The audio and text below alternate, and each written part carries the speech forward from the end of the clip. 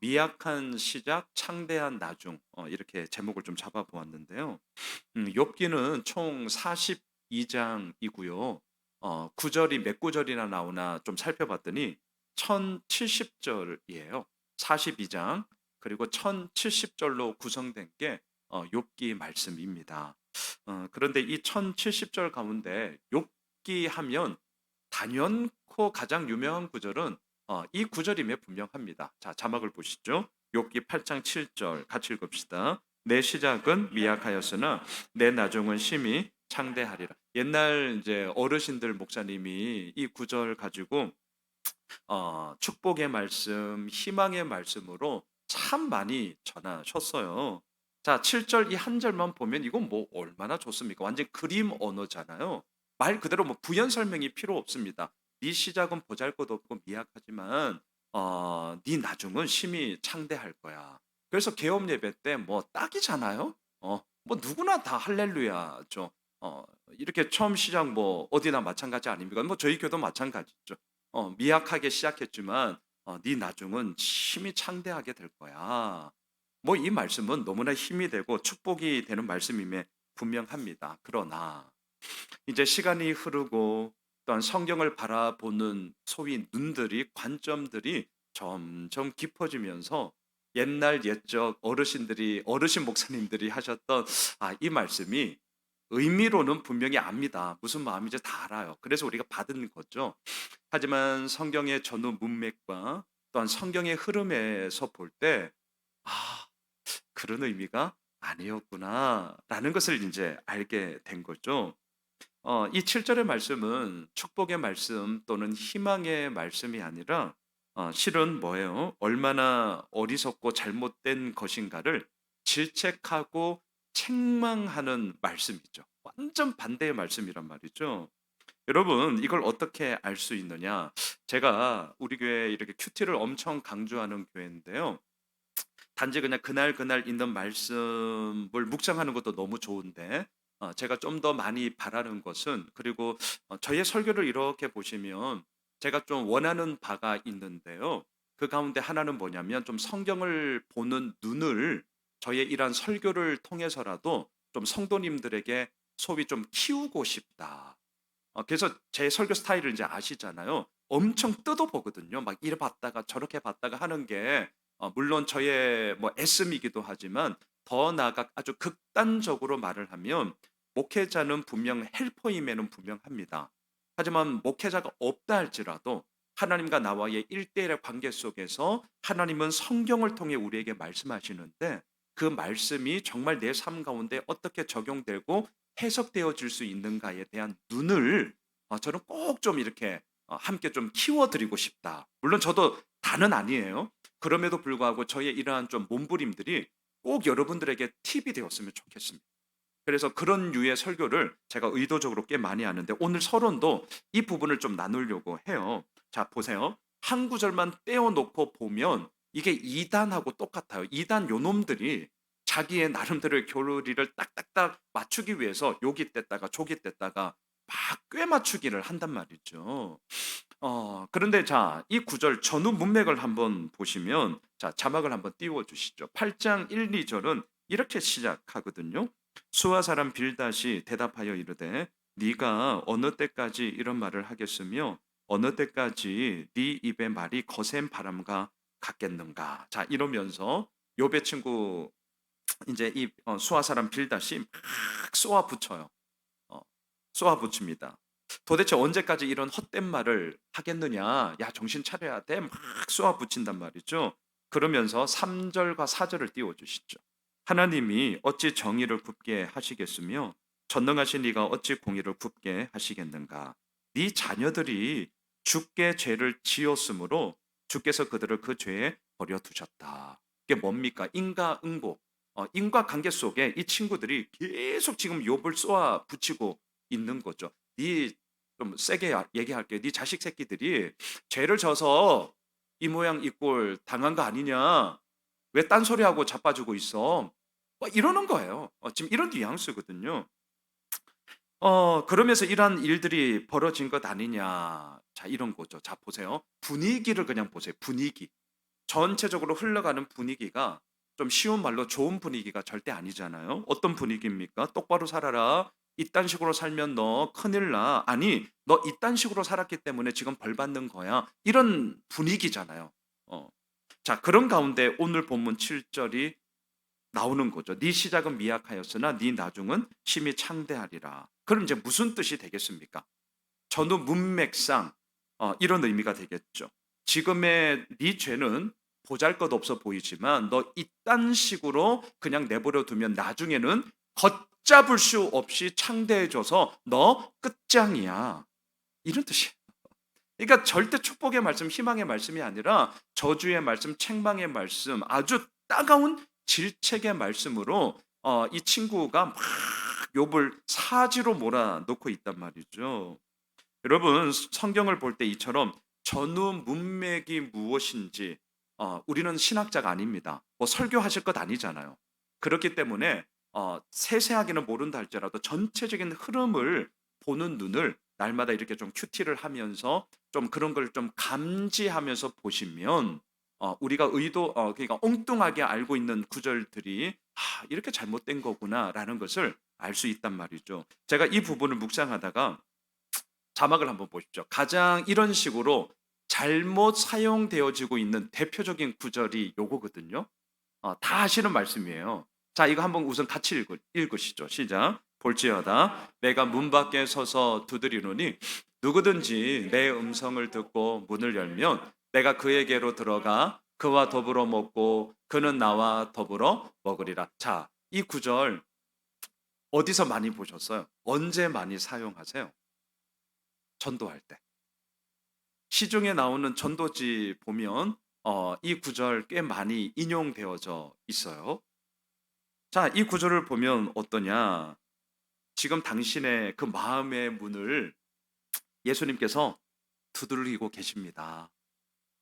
지금 예수님을 영접하십시오. 마음의 문을 여는 건데요. 그렇게 마음의 문을 열고 예수님을 영접하면 예수님께서 당신의 삶 속에 들어가서 함께 더불어 먹고 또 더불어 함께 살아가는 그런 놀라운 일이 벌어질 겁니다. 예수님 믿으시겠어요? 자, 이렇게 이제 얘기를 하죠. 딱이죠, 딱. 완전 찰떡이죠. 딱 달라붙는단 말이죠. 그런데 이 말씀은 죄송하지만 이런 의미가 아닙니다. 이것도 아주 잘못 사용되어지는 대표적인 구절이에요. 그런 의미가 절대 아니에요. 자, 제가 왜 이렇게 과감하게 말할 수 있냐? 답은 전후 문맥을 보면 단번에 여러분들이 알 수 있습니다. 자, 저랑 같이 한번 전후 문맥을 보십시다. 띄워주시죠. 3장 14절부터 이 구절이 속해져 있는데 저랑 천천히 같이 한번 읽으시죠. 시작. 라우디게아 교회의 사자에게 편지하라. 아멘이시요 충성되고 참된 증인이시요 하나님의 창조의 근본이신 이가 이르시되 내가 내 행위를 아노니 네가 차지도 아니하고 뜨겁지도 아니하도다. 네가 차든지 뜨겁든지 하기를 원하노라. 자, 14절을 먼저 좀 띄워 주시면 이 말씀을 누구에게 하는 거죠? 예, 라우디게아 교회 성도들에게. 어, 그러니까 예수 안 믿는 자들에게 이 구절을 하는 게 우선 아니에요. 그러니까 전도하는 구절로 이 구절을 쓴다는 것은 이 말씀이 원래 위치에 있는 거와 지금 엉뚱하게 초장부터 잘못 쓰는 거죠. 지금 이거 이해되시죠? 그러니까 이 말씀은 라우디게아 교회의 사자에게 편지하라 하면서 교회 성도들에게 지금 이 말을 하고 있는 거예요. 우리한테 말하는 거예요. 우리한테. 이미 예수 믿고 있는 사람들에게. 안 믿는 사람들이 아니에요. 자, 그러면서 뭘 얘기하냐? 성도들의 행위가 그다음 띄워 주시죠. 15절을 보시면 성도들의 행위가 우리 잘 알고 있는 구절이잖아요. 차지도 않고 뜨겁지도 않고 미지근한데 그러면 안 돼. 이런 거예요. 확실히 해라. 이런 얘기죠. 확실히 해라. 그리고 19절을 띄워 주시죠. 그러면서 이렇게 얘기합니다. 같이 읽으실까요? 물은 내가 사랑하는 자를 책망하여 징계하노니 그러므로 네가 열심을 내라. 회개하라. 보시죠. 예. 이거예요. 네가 열심을 내야 돼. 차든지 뜨겁든지 확실하게 좀 해. 그리고 너의 삶의 자리에 있어서 회개해야 돼. 자, 이러한 분위기, 자, 이 분위기를 생각하죠. 이러한 분위기 가운데 앞서 우리가 읽었던 요한계시록 3장 20절 예수님께서 문 밖에 서서 두드리노니. 그럼 이게 이제 어떤 의미이겠습니까? 이런 의미가 되는 거죠. 예수 안 믿는 자들을 영접시킬 때 쓰는 게 아니라 예수는 믿고 있지만 뜨겁지도 않고 차갑지도 않는 이도 저도 아닌 자들에게 열심을 내라고 지금 예수님께서 우리들에게 지금 마음의 문을 열고 두들기고 계신다는 거예요. 안 믿는 사람이 아니라 이미 예수를 믿고 있는 예수 호미실 교회를 열심히 다니고 있는 우리들에게 차지도 않고 뜨겁지도 않고 이것들이 뭐 하는 거야 도대체? 책망의 말씀으로 예수님이 그렇게 너희들의 마음의 문을 두들기고 있는데 그 두들기는 예수님의 음성 가운데 왜 반응하지 않냐? 반응하면 어떻게 돼요? 더욱더 우리에게 주어진 이 풍성함 속에 우리가 온전한 삶을 살아갈 수 있을지언데 어찌하여 그렇게 못 알아 처먹니? 이렇게 얘기를 하는 거예요. 이런 구절이란 말입니다. 자, 제가 왜 이렇게 열불나게 얘기하냐? 이것은 이처럼 성경을 읽으실 때 우리가 너무나 잘 알고 있는 구절들은 절대 그냥 넘어가시면 안 돼요. 의외로 잘못 이렇게 사용되어지는 경우의 수들이 많단 말이죠. 자, 3장 21절을 띄워주시죠. 그래서 그 다음 구절에 이렇게 얘기합니다. 이기는 그에게는 내가 내 보좌에 함께 앉게 하여 주기를 내가 이기고 아버지 보좌에 함께 앉은 것과 같이 하리라. 이렇게 맞춰요. 그러니까 왜 이기는 자라고 표현을 하느냐? 이것은 이도 저도 아닌 미지근함을 버리고 떨쳐버리기 위해서는 싸워야 하고 그 싸움에서 이겨야 한다라는 성도된 우리들을 촉구하고 뭔가 권면하기 위한 말씀으로 이 구절이 쓰여졌다. 자, 요거는 이제 좀 기억해 주시면 좋겠습니다. 자, 그러면 오늘 본문으로 다시금 돌아와 보시죠. 네 시작은 미약하였으나 내 나중은 심히 창대하게 될 것이다. 다시 말하면 지금의 죄는 보잘것없지만 너 보잘것없다고 해서 그냥 퉁치고 그냥 내버려 두면 나중에 걷잡을 수 없이 창대해져서 너 아무것도 못해. 너 끝장된다. 이 말씀 앞에 그럼 우리는 이제 어떻게 해야 될까? 자, 그럼 우리는 어떻게 해야 될까? 이거를 오늘 8장 5절로 8절 가운데 세 가지 포인트로 이거는 설 예배 나눔제 이미 제가 이제 다 써놓은 건데요. 한번 보도록 합시다. 자, 첫 번째 8장 5절을 같이 읽으시죠. 시작. 네가 만일 하나님을 찾으며 전능하신 이에게 간구하고. 그렇습니다. 자, 지금의 죄는 보잘것없어 보여요. 정도쯤이야. 이렇게 퉁치면 안 된다는 거예요. 걷잡을 수 없이 커지기 전에 우리는 이러한 부분에 대해서 예수를 믿는 자로서 응당해야 할 것이 있는데 그것이 뭐냐고요? 8장 5절 하나님을 찾으며 전능하신 이에게 간구해라. 너무나 당연한 얘기예요. 너무나 뻔한 얘기예요. 그런데 진리는 뻔한 데에 있다는 것을 진짜 잊지 말아 주십시오. 그거 잊으시면 안 돼요. 우리는 너무나 당연한 것으로 여기지만 당연하지 못할 때가 있습니다. 그때는 언제냐? 내 생각과 내 계획으로 이룰 수 있다라고 스스로 그렇게 생각을 할 때죠. 당연한데 당연하지 못할 때가 있습니다. 언제냐고요? 내 힘으로 여전히 뭔가를 할 수 있다라고 여길 때에 하나님을 찾으며 전능하신 이에게 간구해야 하는데 그러하지 못한 우리의 경우의 수가 훨씬 더 많음을 이제 우리는 보게 되는 것이죠. 반대로 간절히 찾을 때가 있습니다. 엎드릴 때가 있습니다. 그것은 언제냐? 단연코 내 힘으로 안 될 때죠. 내 생각으로 안 될 때죠. 나의 예상 밖으로 어떠한 일들로 인하여서 너무나 힘겨워할 때 우리는 이제 저절로 엎드리고 간구하게 되는 것 아니겠습니까? 자, 그래서 첫 번째 포인트를 이렇게 정리할게요. 변화를 원하십니까? 성장과 성숙을 원하십니까? 그렇다면 그때가 잘 나가든지 못 나가든지 좋을 때든지 나쁠 때든지 그때가 어떠하든지 간에 오늘 5절 하나님을 찾으며 전능하신 이에게 간구할 때 우리의 시작은 미약하더라도 하나님으로 말미암아 이루어지는 하나님의 부유함과 하나님의 창성케 하심이 우리들 가운데 이루어지리라. 자, 두 번째 포인트입니다. 6절을 보십시오. 8장 6절 같이 읽읍시다. 또 청결하고 정직하면 반드시 너를 돌보시고 내 의로운 처소를 평안하게 하실 것이라. 그렇습니다. 눈에 보이는 겉모습만이 절대 다는 아니잖아요. 우리의 속모습 또한 이 구절 그대로 청결, 또 다른 말로는 정직함, 올바름, 이렇게 얘기할 수 있겠죠.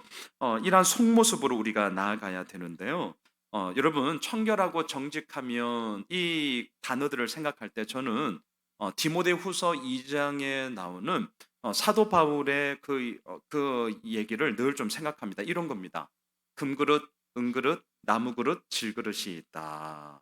여러분, 어느 그릇 되고 싶으세요? 대답 안 하셔도 돼요. 어, 금그릇 되고 싶어요. 금그릇. 왜? 비싸니까. 왜? 팔아먹으면 돈 되니까. 하지만 나무그릇, 돈 안 돼요. 뭐 흙그릇, 그냥 너나 하세요. 뭐 이렇게 되는 거죠.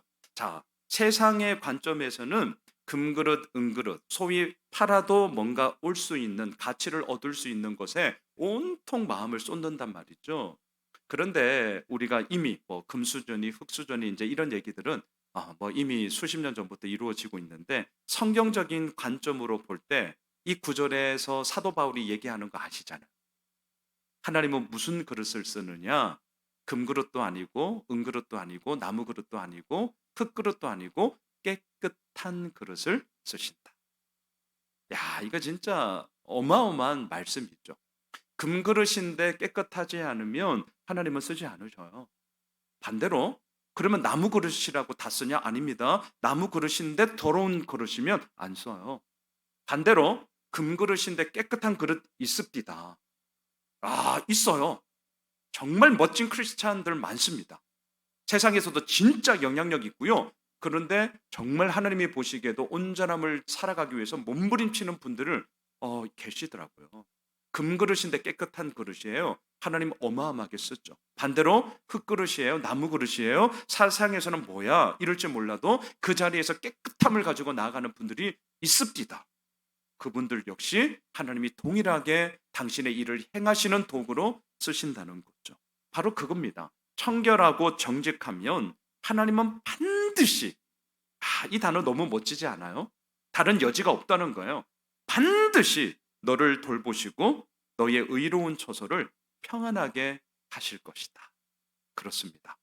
우리의 시작은 미약하나, 우리의 죄의 문제에 대해서 그렇게 쉽게 넘어가시면 안 됩니다. 퉁치면 안 됩니다.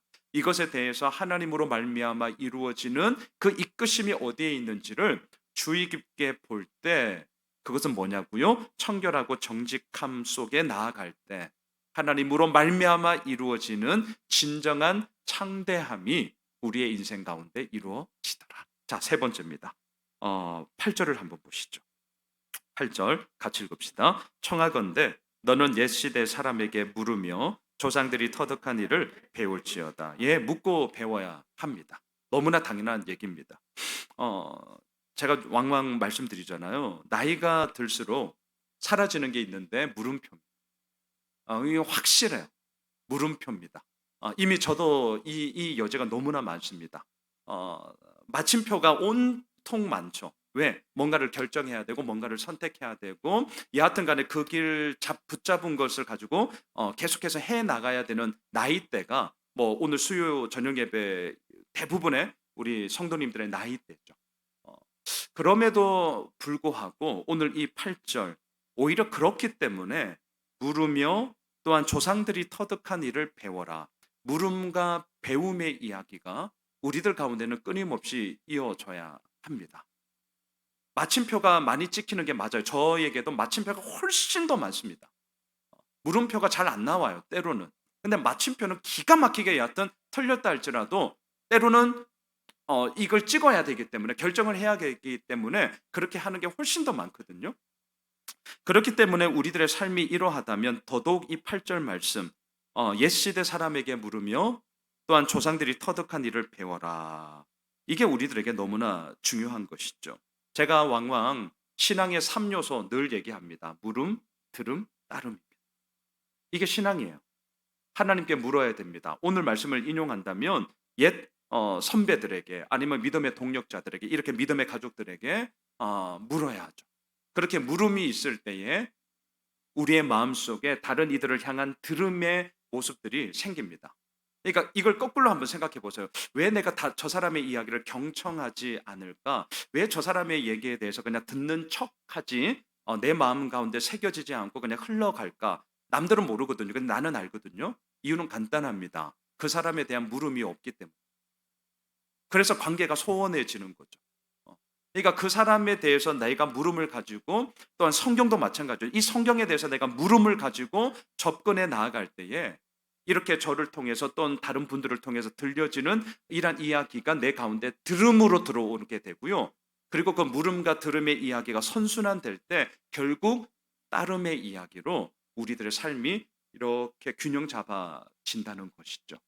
그러니까 왜 내가 이렇게 따르질 않지? 왜 내 삶 가운데 순종이 없지? 왜 내 삶 가운데 이렇게 경청함과 청종함이 없지? 그 출발점은 정확하게 제가 말씀을 드리면 우리들 가운데 진지한 물음이 없어서 그래요.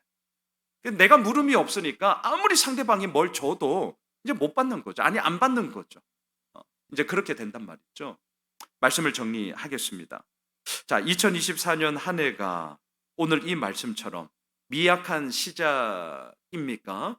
하지만 반드시 하나님의 이루어 나아가심과 돌보심으로 창대한 나중의 이야기가 되었으면 좋겠습니다. 그렇게 하기 위해서는 뭐가 필요하냐고요?